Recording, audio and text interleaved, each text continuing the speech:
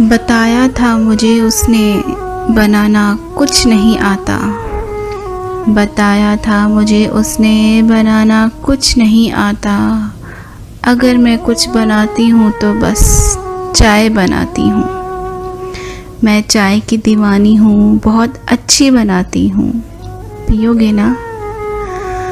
तो मैं इस बात पर यूँ मुस्कुराता ही रहा था कि बनाना कुछ नहीं आता, बस एक चाय बनाती हूँ।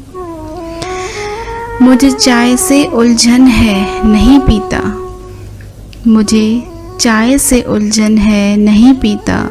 मगर इस बात को बीते ज़माना हो गया लोगों। नहीं मालूम मुझको कि वो कैसी है, कहाँ पर है। नहीं मालूम मुझको कि वो कैसी है, कहाँ पर है। पर अब मैं चाय पीता हूँ, बहुत कसरत से पीता हूँ।